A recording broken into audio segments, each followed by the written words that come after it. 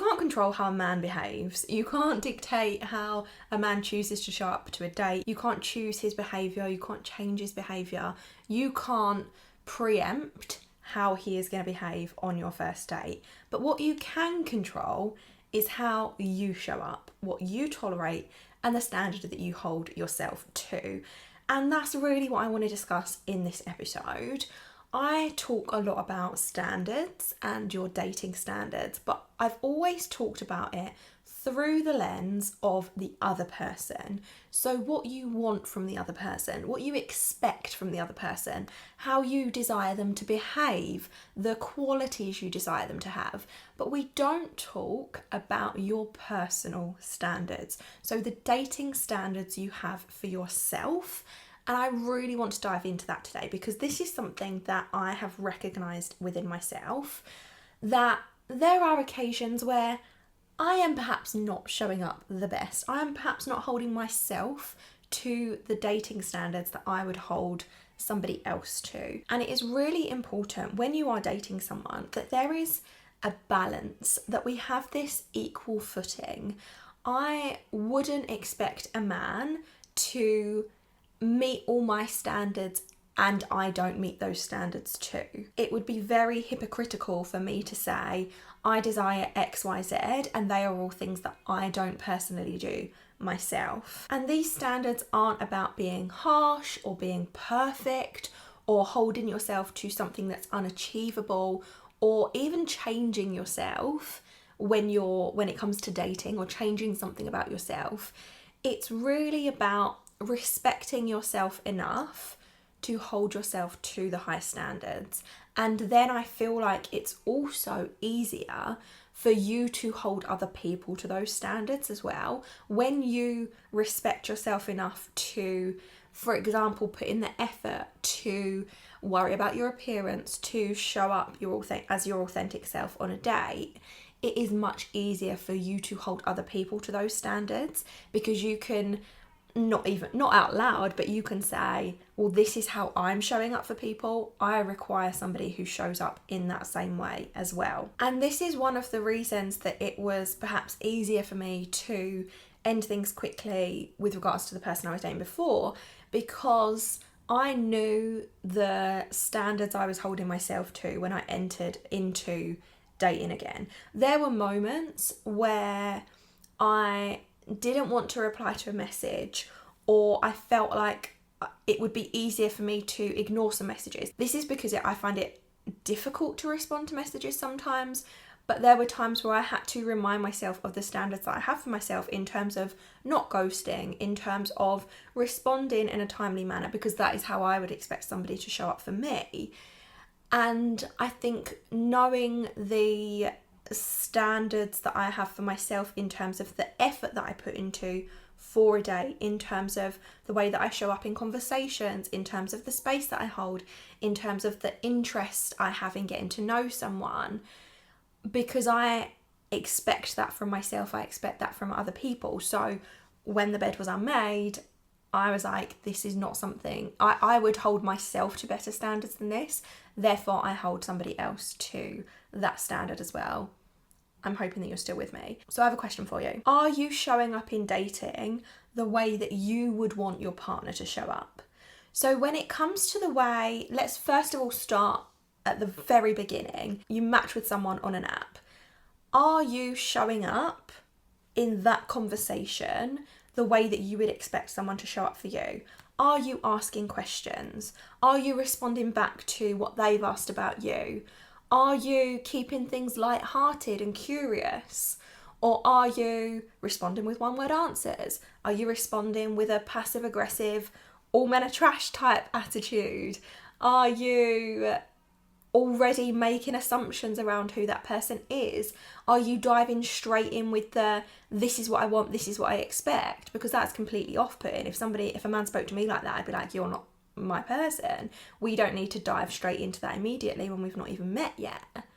Are you keeping things interesting, engaging? Are you responding once a day? I don't believe that you have to respond to every message as soon as it comes in. I don't believe that you have to respond multiple times a day if your schedule and if your mentality doesn't allow that. I feel like it's fine to respond once a day. Are you letting out parts of your personality? Are you showing people yourself in those early conversations? And that doesn't mean like full on vulnerability. It doesn't mean telling them your life story. It doesn't mean trying to behave in a way that you think is attractive. It means showing up authentically as yourself and communicating in a way that feels, I don't know if natural's the right word, because if you feel uncomfortable dating, then it might not come naturally to you. But are you being open and viewing this new connection from a fresh perspective? So are you seeing them as a blank slate, or are you comparing them to your ex? Are you comparing them to the last person you dated? Are you comparing them to somebody that you started chatting with a week ago? Or are you viewing them as this new person and accepting them for who they are? So really think about, how would you require someone to show up for you, and how can you show up in that same way?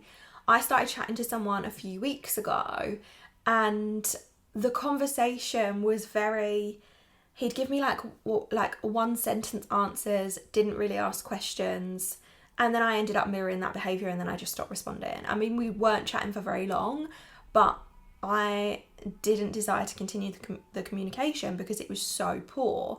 And then when I think back to times where perhaps when I was first dating and I wasn't putting in the effort in as much, I can then understand, okay, well, I'm holding these men to these certain standards, yet I'm not showing up in that same way as well. Perhaps this is why I wasn't getting the matches that I desired back then. So really reflect on that. How would you expect somebody to show up for you, and how can you show up for somebody in that way so that your behaviour becomes mirrored? Saying that, not everybody is going to mirror your standards to you. Not everybody is going to mirror that behaviour to you.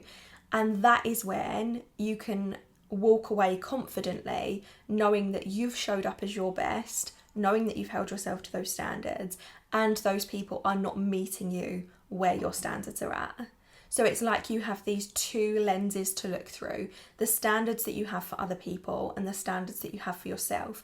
And when both of those meet and marry up, that is a sign that you are onto something that could potentially become something. Obviously, there are other things involved, like chemistry, like personality, like whether you actually like the person. But this is a good, almost like starting point, I feel. So signs you are not holding standards for yourself. Really think about reflecting on this, but from a curious lens, as opposed to shaming yourself or being angry with yourself or falling into that self-guilt trip, self-blame pattern. Are you ghosting yourself? Are you ignoring your own needs? Are you ignoring your intuition? Are you ignoring your boundaries? Where are you perhaps ghosting your beliefs? Where are you perhaps not showing up for yourself in the way that you deserve to be showing up for yourself? Are you saying you want one thing but then tolerating the complete opposite? So are you saying that you desire someone who puts in the effort, who plans the date, who communicates well, yet the person you've just started dating is not doing any of those things? You feel like you're the one chasing, but because there was a little bit of chemistry, or perhaps it's the hottest person you've dated for a while, or perhaps you just haven't been dating for very long, are you tolerating those things because of perhaps fear that you'll be alone, or fear that you won't find someone better, for example? Are you performing when it comes to dating? And by that I mean, are you being who you think somebody would like to date versus showing up as your authentic self? Are you asking the questions you think he'd want you to ask? Are you wearing the clothes you think a man would find attractive? Are you laughing and flirting and kissing before you're ready? Or are you showing up for yourself as yourself in the same way that you would expect a man to show up as himself, rather than a man who is just trying to impress you or saying the things that he thinks you would want to hear? And are you letting the vibe override the facts? So are you letting chemistry or passion or the excitement of dating someone new, or how you feel on the date based on how good you feel about yourself, are you letting those things override what is actually happening in this dating experience? And I've talked about this before. There is an episode called The Truth You're Obsessed with Yourself and Not with Him. There are moments, and I've noticed this in every dating scenario I've been in, and I noticed it again last time. There are moments where I feel like everything is incredible, but that is because I feel incredible within myself. So perhaps I'm being really funny, or I feel attractive, or I feel like I could flirt with myself, or I have this like deep connection with myself where I feel, I don't know how to explain it. You know when you just fancy yourself a bit more? It is specifically during the kind of ovulation phase of my cycle where I just find myself attractive. I feel more flirty. I feel more funny. I feel more confident in myself. And I really like myself when I'm in that part of my cycle. I really prefer myself in that state. So then when I'm dating someone, and I go on a date with someone in that energy, typically the dates are incredible, but it's not necessarily because the guy has been incredible, it's because I already feel incredible about myself. Is that dictating how you feel about the person and overriding what is actually in front of you? Just something to consider. And when you recognise that you are perhaps not holding yourself to the standards that you could be, that is the best place you can be in, because that self-awareness means you can create a new set of standards for yourself and you can make the conscious effort to, moving forward, hold yourself to those higher standards and witness how or if it actually does positively impact your dating life, your dating experience. So let's look at how to set dating standards for yourself. This is really about creating those internal rules that are important to you. So perhaps it is always choosing to go on a date with an open mind. So not over romanticizing or future faking or buying into a fairy tale before you've been on the date. Not deciding who this person is just because you've had some good conversations with them. Not expecting X, Y, or Z from the date, but going into the date with an open mind of, I'm going to go and have a really nice time with this person, whether they are my person or not. This is such a good mindset to go into a first date with. The idea that no matter what happens on the date, you are going to have a good time. This has changed the game for me when it comes to dating, because now I feel like even bad first dates, I still have a pleasant time because I either see it as a funny story for my friends, or I see it as a learning experience, or I see it as I've just gone out and met someone new. It could have been a new friend, or I've got to experience a new restaurant, or whatever it is. I go into my first dates with an open mind of, I'm going to see how this goes and I'm going to be open to whatever happens. Your rule for yourself could be something like, I choose not to spiral if they don't text me back immediately. So instead of placing meaning on when somebody doesn't reply to you, you perhaps say, I'm going to be open with the fact that if we're not in a relationship, I'm not owed a response within X amount of time. If you feel very anxious when it comes to dating, then I've got an entire episode on how to overcome anxious attachment when you're dating someone new. I will make sure that that is linked for you, because that's been a really valuable resource for a lot of people. So you can go back and give that a listen. You might have a rule for yourself where, so for me, when it comes to dressing for a first date, I always think to myself, what would I want to be wearing if I was to go on a first date with my husband? So if I was about to meet my husband, what would I like to be wearing? And I don't get really dressed up. I do very much like a mix of kind of smart casual. So I'll wear an outfit that makes me feel really good, that I feel attractive in, so that if I was to meet my husband on that first date, if he was going to be the one, I know that I'd be able to look back on my first date and be like, oh, I was wearing this and I felt really confident and I felt really comfortable. So that for me is a standard that I hold myself to. And it's also a standard that I hold men to as well. If they haven't made an effort for the first date, it is probably going to be a no from me. We all know my opinion on shorts, which I've talked about before. If you're going to rock up to a first date in shorts, probably not going to go on a second one with you, unless it's really hot and they're smart shorts. If you're rocking up in tracksuit shorts, it's going to be a no. So to set some standards for yourself, I've got a prompt that I think will help you. Ask yourself, if I was dating me, what kind of energy, boundaries and communication would I want to experience? So think about what you would want from a partner and how can you have those same standards for yourself. And you don't have to hold yourself to the exact same standards. There may be standards that you have for the person that you want to date that you don't have yourself. For example, my standard for a partner is that they can drive, that they are confident drivers and they don't text while they drive or drink and drive. Because I've had experience of those things in the past and it's just not, I'm a nervous passenger. I want them to be a confident, safe driver. However, I don't expect myself to be the driver in the relationship. So that's an example of where my standards for them are slightly different to my standards for myself. I specifically want a confident, safe driver because I don't like driving, because driving gives me anxiety. I want somebody who will confidently and happily drive us around to places like road trips and camping, and we can buy a van together and then camp around Europe maybe. And also, if we decide to have kids, who will drive our kids to the hospital. Although obviously I wouldn't want them to go to the hospital, but just in that scenario. So have a think about the kind of standards that are important to yourself. And then when you've got these standards for yourself, what you can do when you've been on a first date, you can have a little look at the standards that you have. So you can have a look at the standards that you have for them, as in your non-negotiables, what you want in a partner. And then you can look at your self-standards and see whether you held yourself to your own standards during that date and whether or not that impacted the connection that you had with someone. This is a really self-reflective way to improve your dating life. Because there's been times where all of us, absolutely every single one of us, has not showed up as our best to a date. I remember going on a first date with someone a couple of years ago.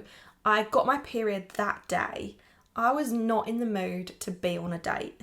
I felt like an elephant. I was sweaty, I was uncomfortable, I was cramping, I had anxiety. I just didn't really want to be there, to be perfectly honest. And the date itself was really good. The guy was really nice. He'd organised us going to a museum. Then he'd taken us to dinner and then paid the bill while I was in the toilet. The conversation was flowing. He was obviously putting in effort. Yet I feel like in that moment, because of how I was feeling, I didn't hold myself to those same standards. And in moments like that, I can look back and reflect on, okay, if I'd have perhaps showed up better, if I'd have perhaps met my own standards, maybe we could have gone on a second date. I chose not to go on a second date because by the time I think I got ill and then Jasper was ill and it was just too much time had passed. I think it had been like 2 or 3 weeks since the first date, and I was just like, if I've not desired to see you within that time, then I'm probably not that interested. But I feel like that was my, for want of a better word, fault, because I didn't hold myself to the same standards that I hold other people to. And that's okay. We all have these periods where we're perhaps not showing up as our best. Maybe it is due to how we're feeling. Maybe it's where we are in our cycle. Maybe it's illness. Maybe we've got a lot going on in our personal life. Maybe we're just burnt the fuck out from all the dating that we're doing, and that means that our personal standards are slipping.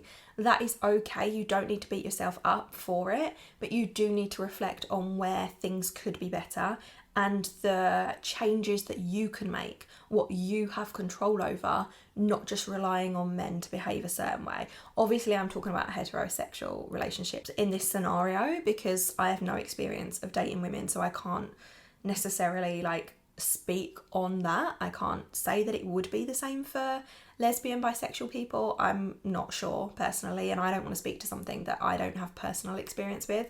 However, I am really feeling like I'd like to date women, but that's a conversation for a whole other episode, and I don't know whether that's something that I'm going to do yet, but it's something that I've been feeling for a very long time, so we'll see whether that is whether that is something that I desire in the future.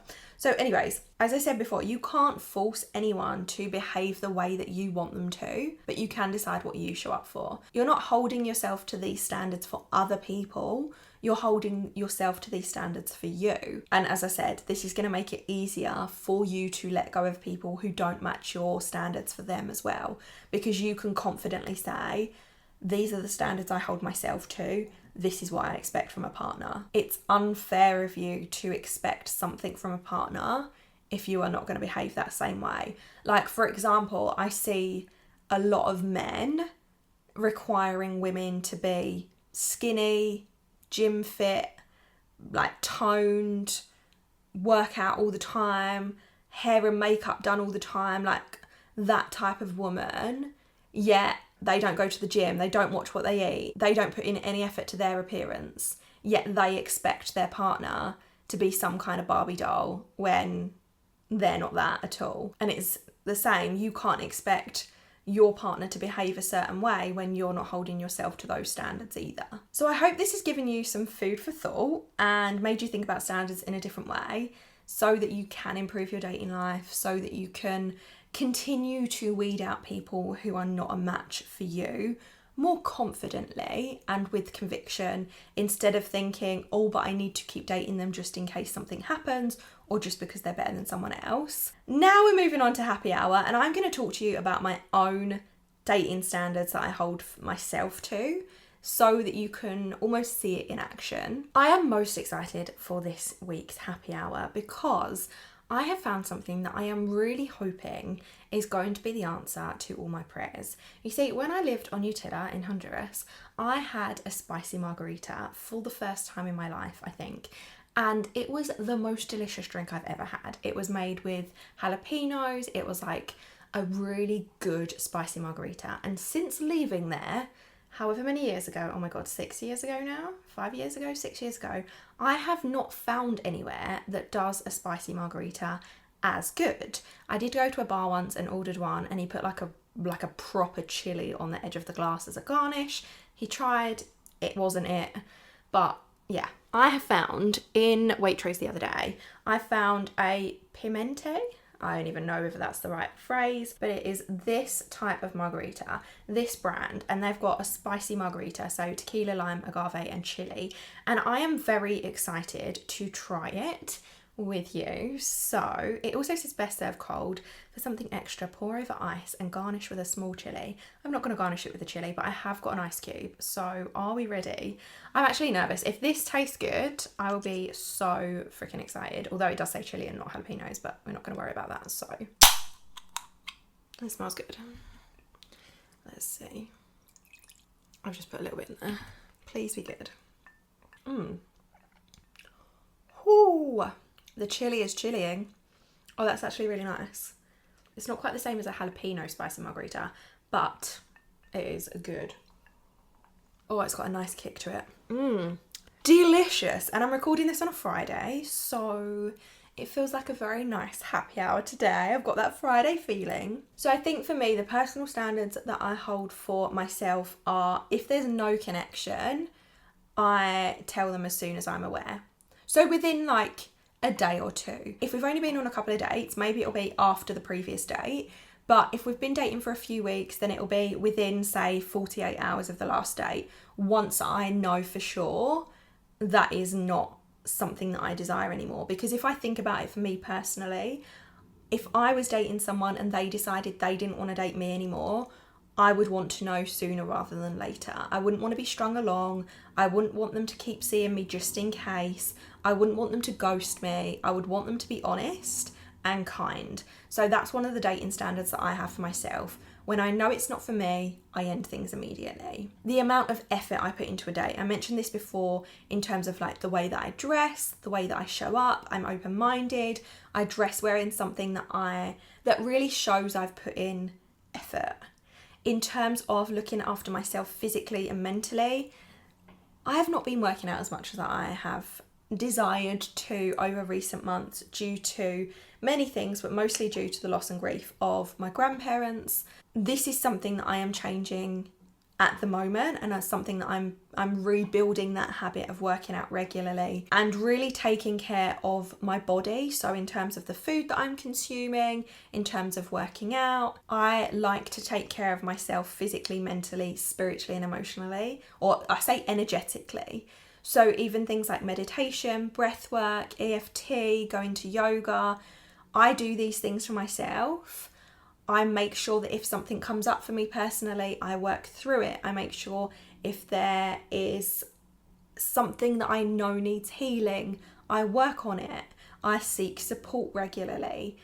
I would require a partner to do the same. I would expect a partner to be as self-aware as I consider myself, and to continually be evolving and holding themselves to that standard as well. I hold myself to that standard because I want to make sure that I'm showing up my best for everyone that's in my life, and to be able to do that, I have to make the conscious effort to look after myself on every level. Another standard that I hold myself to is saying no, and not just going along with someone just to impress them.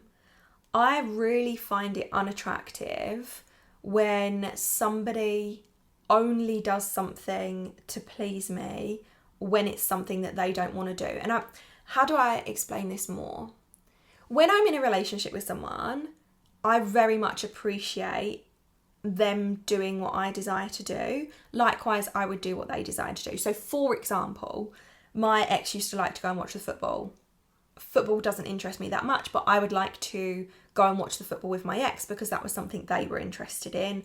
So I would go and make the effort to go, right? If I was in a relationship with someone and they didn't really like going to the theatre, but they know how much I enjoy going to the theatre, maybe once in a blue moon we'd go to a show together, that kind of thing. I think that's really nice to do. But when somebody is just a yes person and only ever does things just to please you, I find it quite unattractive. I would rather someone say, no, that's not something that I want to do. Or I'll give you an example off the top of my head, that I dated someone who we'd gone out for dinner and they'd said that they didn't want a certain type of cuisine because they weren't feeling that well that day. And then I think they didn't want curries or like an Indian because their stomach was feeling off, so they wanted something like Italian. So I was like, okay, that's fine. Then we walked past a Thai restaurant and I was like, oh, this is interesting. I didn't know this was here. With no intention to go in there because I knew that their stomach was bad. And they were like, oh, we can just go in here. And I was like, no, you don't want Thai food. You've already said you're not feeling great. You want Italian. And he's like, oh, no, well, you can just get something. And I'm like, no, like, I understand maybe this makes me sound like such an arsehole. I understand the thought behind it. Like, oh, you think that's something that I'd like? Great. That is kind to a certain aspect, but then they're self-abandoning just to please me. I don't want someone that abandons themselves, just like I am not someone that would abandon myself. This is a habit that I've had to train myself out of because I've spent every relationship since I was 18 abandoning myself for the man that I'm with. And I don't want to do that anymore. There is a difference between compromising and self-abandonment. And self-abandonment to me is very unattractive. Maybe because it does trigger me so much. Maybe that's a bit of a projection because I get so triggered by the fact that I have abandoned myself so much in past relationships. I don't want to be with someone that repeatedly abandons themselves just to try and please me. I'm not interested in that. I want a partner, a teammate, someone who's on the same page as me, someone who goes, oh, this looks like a great place. We can come back here next time. Let's go here for now because I'm not feeling great, or whatever it is. So holding myself to that standard, like saying no when I'm not happy with something, not self-abandoning. They are two standards that I have for myself as well. And I do feel like I'm a lot more confident dating now that I have these in place, now that I am aware of these internal rules or these standards that I have for myself. I, again, feel like it's easier for me to walk away when I know it's not right, rather than giving a chance to somebody who is never going to be the right person anyway. So I hope that was helpful for you. I hope that you found that interesting. And if this is something that you want to share with me, super exciting news. I have just set up a feature where you can send me in a voice note to the podcast. So on the contribute form at the top of the page, you can record your own voice note and send it in. So you can ask me your dating dilemma via voice note. You can tell me your own standards. You can send me a message to say that you absolutely love the podcast. Obviously, I will love that, and so will my ego. But you can ask me a question about my own dating life. You can share an ick or share a dating story. You can contribute in some way via voice note, and I'm super excited to be launching that. So if you want to leave me a voice note with your own standards that you've had for yourself, or tell me if this episode has helped you reflect on standards in a different way, then please do go leave me a voice note. It's datewithconfidencepodcast.com/contribute. I will leave that there. You don't have to leave your name if you don't want to, so if you'd rather it be anonymous, that's absolutely fine. Send it in anyway. This podcast is for you as much as it is for me. And for me, I mean in terms of my creative outlet. So now we've covered your dating standards, we've covered my dating standards. Now we are going to Hinge Cringe of the week. I'm also thinking of maybe getting some guests in for happy hour. Maybe I could do like a monthly get a guest in, where I kind of have a chat with someone. Who knows? We'll have a little think about that as well. Right, Hinge Cringe. Okay, are we ready for this one? My greatest strength: being masculine, consistent, and great communication. They're your greatest strengths. It's obviously not writing a dating profile, is it? What do you mean? If you are trying to attract someone and you are trying to get someone to go on a date with you, why do you think that saying your greatest strength is being masculine? Why? You've also put being masculine with a capital M and then consistence with a capital C and great communication. You're not communicating greatly with this response. I'm sorry to let you know. This is not great communication. No. And I really feel like anyone who describes themselves as being masculine is not masculine. It's like when someone describes themselves as an alpha male. You're not an alpha male if you're describing yourself as an alpha male, because true alpha males don't need to describe themselves as that, because they just show up as they are and you just know that they're an alpha, even though that whole concept is like bullshit. But we don't need to talk about that now. So well done to this one. Being masculine, consistent, and great communication. I hope that is serving you well. Now we have our dating dilemma of the week. I'm really enjoying doing these, so do send in your dating dilemmas to me, please. As I said, you can send it via voice note now. Right, here we go. I keep matching with guys who clearly don't want the same things as me, but I try to make it work anyway. I don't want to be alone. How do I honour my standards without giving in to fear of missing out? This is such a good question. First of all, I'd say if you keep matching with guys who don't want the same thing as you, have a little look at your dating profile, because that is the first point of reference, right? That's the first thing that they're seeing about you. That's the first thing that you are seeing about them. So if you're matching with people who don't want the same things, I would look at your profile, see what you can tweak on your profile to weed all these people out. And also, I would be really conscious of who you're actually matching with. Are you being really discerning in what you're going through? I don't even know whether discerning is the right word.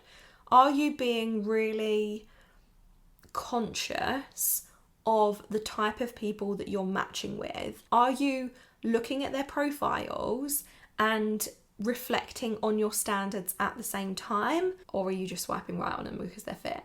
That's the first thing that you can do. So tweak your dating profile, and you can go back and listen to the episode I did a couple of episodes ago, the one about your dating profile, and it's how to write one, what to tweak. Go and have a listen to that, and then be really honest with yourself about the type of people that you're swiping on, because you have control over the people that you're matching with. And if you repeatedly find yourself matching with men who don't want what you want, then you need to be a lot stricter with who you're actually swiping right on. You need to really analyse their profiles and see what information they've shared, and make sure that you are not continuing to match with people in those categories.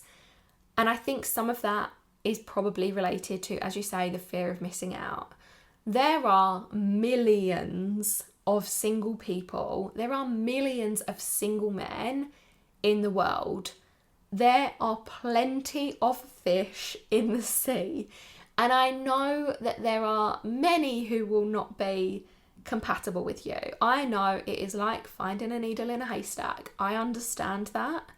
But you have to have this open mindset and this positive view that you are going to find someone. If you are already telling yourself that you might miss out, or that you are going to be alone forever, or that you're sick of being on your own, that is negatively going to impact your dating life. Whereas if you are constantly telling yourself, there are millions of people I could meet, my person is out there, I just haven't met them yet, or anything positive like that, you're going to feel so much better about the whole dating scenario, and you're not going to have that fear of missing out. When you can anchor into that inevitability that your dream relationship exists, and fuck the timeline, stop putting pressure on yourself for it to happen, but trust that it will happen and you do get that amazing relationship, that is going to remove this fear that you have around missing out. And if that fear is not there, it will be easier for you to honour those standards. And I think it's important to ask yourself, what is more important to you? Settling with someone who isn't your person, who doesn't want the same things as you, just so that you're not alone, or really honouring your desires, knowing the kind of relationship that you're worthy of, knowing the type of person that you deserve to be with, and holding out for that to be your reality. I know for me personally, I would rather be single, because I'm happy single. I would rather be single than end up in a relationship where I'm not satisfied, where I'm not fulfilled, where I don't really like the person that I'm with, or I don't have that chemistry, or whatever it is. To me, it is so much more important to be happy in my everyday life than it is to be with a man. So at the moment, my everyday life is very happy without a man. And a man coming into that will enhance it. Or woman, a person coming into that will enhance my life. And I'm not willing to just be with someone just so that I'm not on my own forever. I also understand there are many people who feel the opposite and who really desperately want to be in a relationship. Not desperate in a negative way, but who have that like deep desire to be in a relationship, who don't like being single, who don't want to be on their own. That is where you really have to ask yourself and get honest with yourself around what is most important to you. Is it just being with someone so you're not alone? Is it actually having the relationship that you deserve to have? So I hope that was helpful for you. I hope that that's given you something to think about, and it has encouraged you to not settle. And there are some practical things that you can do there as well. Like I said, adjust your dating profile, be honest with yourself about who you're swiping right on, start to make those tweaks, and that should really help you to honour the standards more and to not worry about missing out. You won't miss out. Your perfect relationship is out there, I believe. I believe we're all destined to be in the relationships that we deserve. We're all destined to be in those relationships. We can all have those fairy tale relationships we desire. That is what I believe. That is the narrative I tell myself. That is what stops me from fearing that I'm behind or worrying about being single forever. I know my dream relationship is out there. I know that I get to have it. It's just a case of trusting that it's going to happen, and then making the effort to make it happen by choosing who I'm going to swipe right on, by going on dates regularly, by putting in the effort to make sure that that I have the capacity to date in the way that I desire, etc. So thank you so much for listening to this episode of the Date with Confidence podcast. As I said, send me in your voice note. I'm so excited to receive these from you. And I'll literally be so upset if I don't get any. That would be so embarrassing. So please make sure you send a voice note in to me. It can be whatever you want. Like, send me in a question, ask me about my dating life, send me a dating dilemma, share an ick, whatever it is, send it in, and I will make sure to include it in a future episode. Thanks so much for listening. I will see you in the next one. Thanks so much for listening to the Date with Confidence podcast. I hope you've enjoyed this episode. Subscribe, rate and review, and share it with your single friends.